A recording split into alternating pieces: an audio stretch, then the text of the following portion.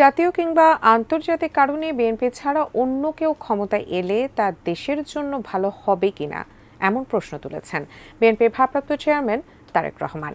তিনি বলেছেন, সবাইকে এক জায়গায় থাকতে হবে যাতে নির্দিষ্ট সময় পরপর সংবিধান ও আইন মেনে ভোট হতে পারে।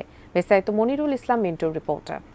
মেজর জিয়া শুধু একজন সেনানায়ক ছিলেন, তিনি হয়ে উঠেছিলেন স্বাধীনতা ও সার্বভৌমত্বের প্রতীক। বিএনপির প্রতিষ্ঠাতা জিয়া রহমানের ৮৯তম জন্মবার্ষিকী উপলক্ষে রাজধানীর ইঞ্জিনিয়ার্স ইনস্টিটিউশনে এ আলোচনা সভা।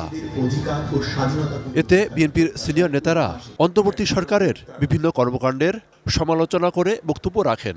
একটি ইন্টারিম সরকার ক্ষমতায় আসছে, আমরা আশা করি তারা নিরপেক্ষ থাকবেন, কিন্তু দেখা গেল যে তারা একটা কিংস পার্টি গড়ার উদ্যোগ নিয়েছেন।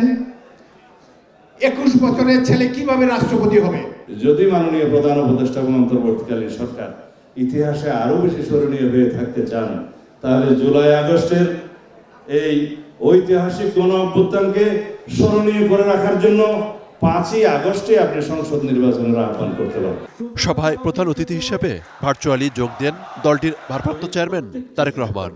গর্ব অনুভব করি ৫ আগস্টের পর নতুন করে অনেকেই বিএনপিতে অনুপ্রবেশের চেষ্টা করছে।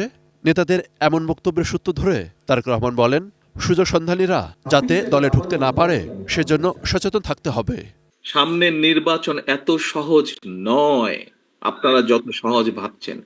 নিজের মনে যতই বড়াই করুন, আরে বিএনপির তো শাখা প্রশাখা একদম গ্রাম পর্যন্ত আছে। ব্রেকফাস্ট, টিফিন কিংবা স্ন্যাক টাইমে মজাদার আয়োজন মানে অল টাইম ব্রেড। অন্যদের কি এত আছে? এত বড়াইয়ের কিছু নেই। নির্বাচন প্রশ্নে আবারও ঐক্যবদ্ধ থাকার আহ্বান জানান তিনি। একটি ক্ষেত্রে যে কোনো মূল্যে এক জায়গায় আমাদেরকে থাকতে হবে, সেটি হচ্ছে নির্দিষ্ট সময় পরে পরে দেশের নিয়ম আইন কানুনের সংবিধান যে সময়টি বেঁধে দিবে, সেই সময় পরে পরে অবশ্যই রাষ্ট্রের বা সরকারের প্রতিটি পর্যায়ে যেখানে নির্ধারিত হবে সেখানে ভোট হতে হবে। তারেক রহমান দলের নেতাকর্মীদের উদ্দেশ্যে বলেন, ক্ষমতায় যাওয়ার জন্য জনগণের কাছে যেতে হবে। একজন রাজনৈতিক কর্মী হিসেবে আপনার এতটুকু চিন্তা, এতটুকু সেন্স থাকতে হবে, অন্য কেউ যদি সরকার গঠন করে, বাংলাদেশের রাজনৈতিক প্রেক্ষাপটেই হোক, আন্তর্জাতিক রাজনৈতিক প্রেক্ষাপটের ক্ষেত্রেই হোক, সেটা কি দেশ এবং জাতির জন্য খুব ভালো হবে? মনিরুল ইসলাম মিন্টু, এটি নিউজ, ঢাকা। যে আমাকে দুটি কথা